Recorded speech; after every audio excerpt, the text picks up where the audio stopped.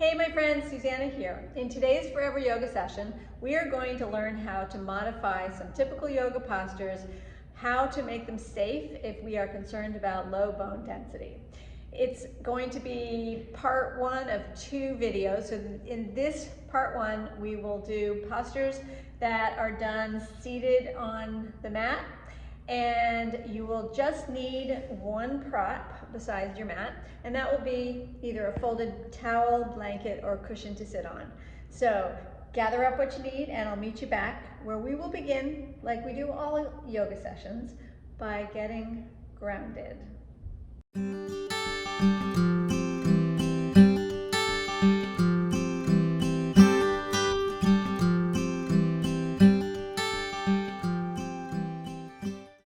Welcome back. So perhaps you've heard this phrase at the beginning of a yoga class. The instructor begins the session by saying, please come to a comfortable cross-legged seated position. I know I've said that thousands of times. So you might be thinking, there's no such thing as comfortable and cross-legged, and that's for a very good reason, and let's find out why. So if you come to a cross-legged position and your hips are tight and your low back is rounded and your upper back is rounded and your head is jutted forward, well, you are in the opposite of a spine supportive position. However, there is a solution, and it's called sit on something. Create a little height for your seat. So I'm using a folded towel, and you could use a folded blanket or a cushion. But the key to comfortable cross-legged and spine supportive sitting is a little bit of height. So now you could prop up higher than I need, find what works for you. And now, please come to a comfortable cross-legged seated position. And you know what? If cross-legged doesn't work for you, you can sit in any comfortable way that works for you to begin a yoga session, even in a chair. So that's number one. To support yourself, find what's comfortable, what's supportive for your spine, your knees, your hips, and then you may begin. So let's begin, like we always do, tuning into breath, finding connection with the earth element. So inhale, eyes might close if you're comfortable with that. Allow your next breath in through your nose to feel like you're filling up your chest, your rib cage, and the back of your rib cage, expanding gently. And then exhale through your nose and feel a sense of contracting. So we are elongating, but also expanding and contracting with the breath.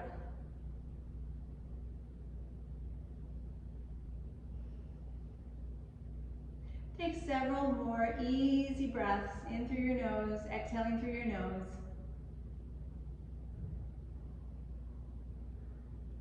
And now please open your eyes if they were closed, and let's begin to move. So let's get started with some movement. You may have heard that twists are not recommended if you have low bone density, and that is only true to a point. Deep twists, especially twists where you are also bending forward and twisting, are potentially dangerous. However, gentle twists are wonderful for our spines and recommended. And let's begin today with how to do an easy gentle twist from this seated position.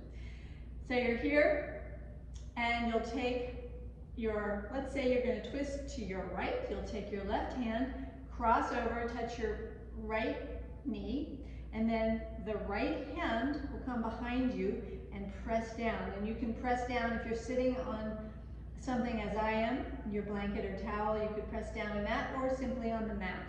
So you'll press down to elongate, because you always want length before you twist. That's what helps keep it safe. And then inhale through your nose and turn gently from your navel, your chest, and your nose and look to the side. So inhale through the nose and exhale, twist. Once you're in the twist, you want to keep that breath supporting you and shoulders relaxed. So remember, this is gentle. You're not going to your full range. If I wanted to, I could turn my head and look all the way behind me, but that would not be supportive of the spine. So we will keep it easy. To release, you'll breathe in through your nose and then come back to center. And from here, we'll twist the other way. Option, if you want to, would be to switch the crisscross of your legs. Re-lengthen, cross over, hand to knee, other arm behind you, press down to lengthen up, shoulders drop. On your inhale, you'll then turn and look to the side. When you're looking to the side, you're breathing.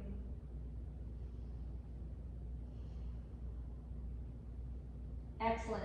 Nice breath in, exhale to come back to center.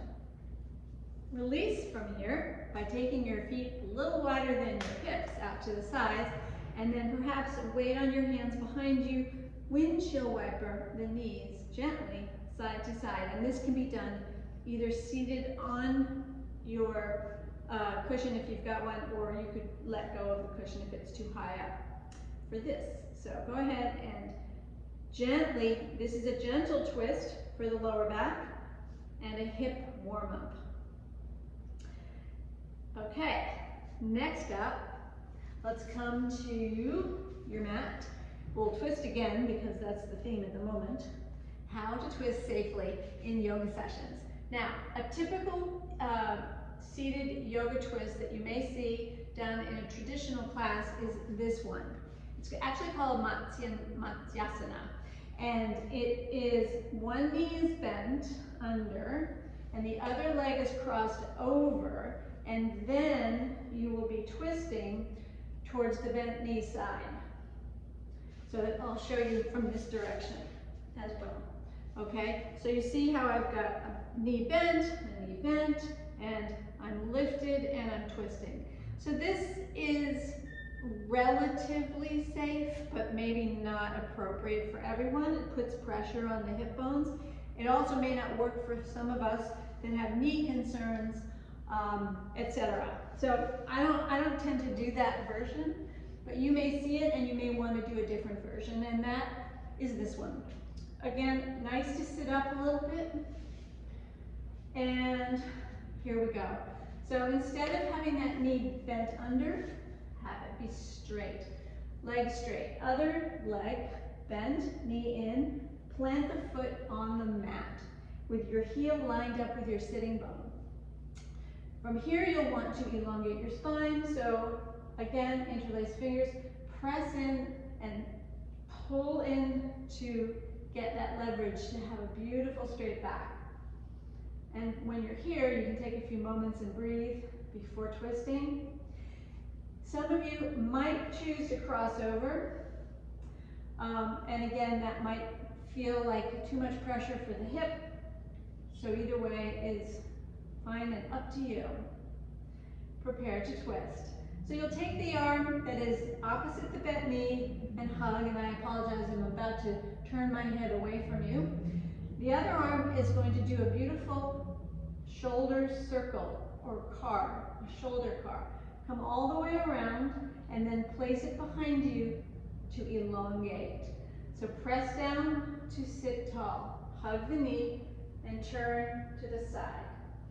So you're just looking to the side. You're not turning your head all the way behind you. And that's how you keep it safe. So let's hold that for a couple of breaths. And then safely untwist to center. Extend both legs. You can bang them out. It always feels good. Circulation going. Maybe pedal, push, push, push. Point your toes. And then you can do the other side. So straighten your leg that was bent. Bring the other knee in, interlace fingers, press in on the shin, sit tall, relax shoulders. Always think of ramping your head back slightly for the beautiful posture. and then you can hug. Hand comes behind you, press down to sit tall. Something about a traditional spinal twist in yoga is very, makes you feel really centered and aligned, at least for me. Again, this is not twisting to my full range of motion. I'm looking to the side, not over my shoulder. Slowly untwist, keep the integrity of the straight back, extend both legs, shake them out. Let's talk about forward bends. So happens that the traditional seated forward bend, which in yoga is called Paschimottanasana, is absolutely not recommended if we have low bone density. Why? Because to really get into what you think would be the complete full posture, there's just no way. Most of us can do it without rounding the spine. Traditionally, you're not even using something to sit on. You're on your mat. I'm going to demonstrate what not to do. So you're trying to get here. Okay, let me go. Okay, notice that if my legs are straight, my back is rounded.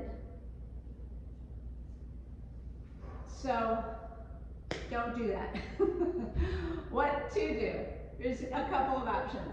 Option number one, hinge at your hips, extend your arms up, and lean only as far as you can go with a totally straight back.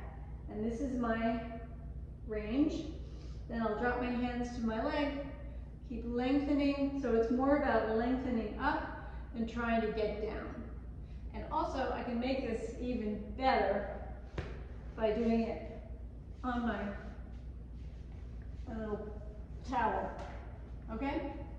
So that'll help my hinge extend, and I can come just a tad further here, and it feels a little better for my lower back. So that's option one. Remember, there's nowhere to go. You need to remember that when we have low bone density, anything we can do to keep from rounding the spine is the way to go.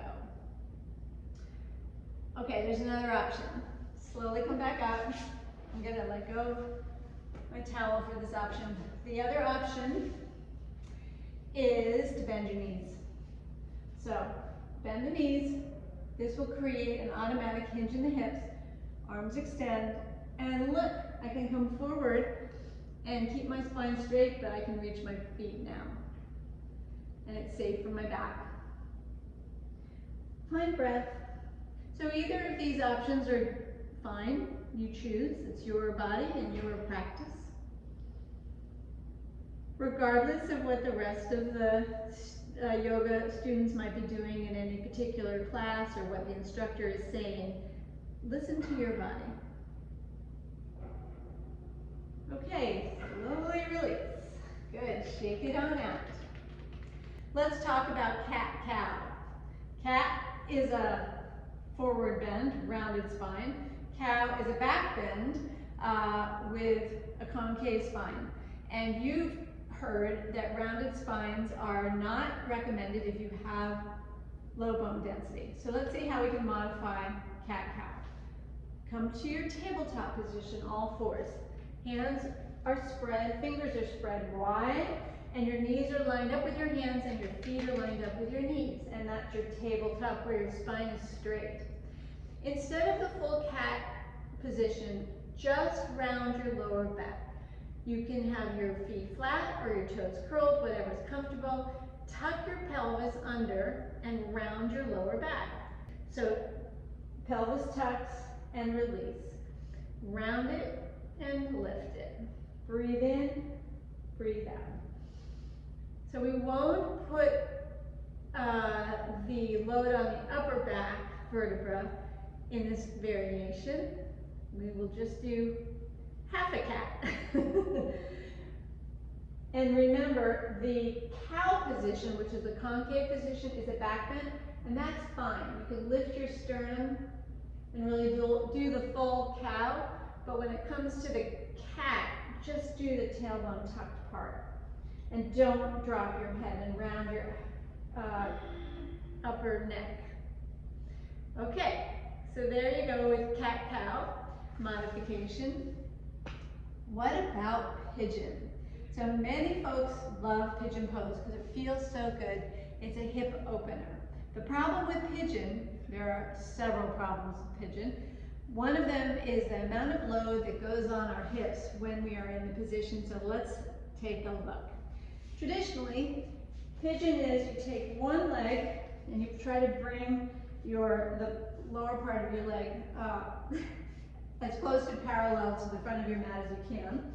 And then the back leg is straight behind you. You try to square your hips to the front of your mat. And then from here, one of the first things we'll do is come forward and do a reclining pigeon. And oh yes, for many of us, this feels really good. Unfortunately, for us with low bone density, we are putting an incredible amount of pressure on this hip. The loading on those bones is intense. So honestly, don't go there. Instead, when your class is going into pigeon, you go to your back and do a figure 4. It's the same stretch without the load. So you'll come on down and take the leg and rest the top of your foot, the side of your foot, near the top of your thigh, right below your knee, in that figure 4 shape. And now, from here, you can just do all those nice stretches that you like. You might take your hand and press your thigh forward. Think of flexing the foot that's up there. You might choose to lift foot off the floor and thread through. So you'll take your hand, go through the triangle, interlace the hands behind the thigh, extend your leg to the ceiling. And breathe here. If you find yourself rocking in one direction, try to come to center. And isometrically, keep sending your knee forward. Keep your lower back tailbone down. Keep your head down so as not to put pressure on your neck. Breathe in, breathe out. When you're ready to release, you can bend down, undo your legs, and shake it out. Do gentle flutter kicks, hands on top of knees, circle around your lower back. Let's do the other side. 2 feet down, rest the top of your foot at right below the knee. Take this knee forward. You could take your hand and press the muscle forward, not the knee so much, but the belly of the muscle. Gently opening up that hip. Release your hand, take the foot off the floor, thread through. You might have to lift up a little bit to get there, interlace the fingers, but then come back down. Extend your leg up if you want to, flex your foot, and find your breath.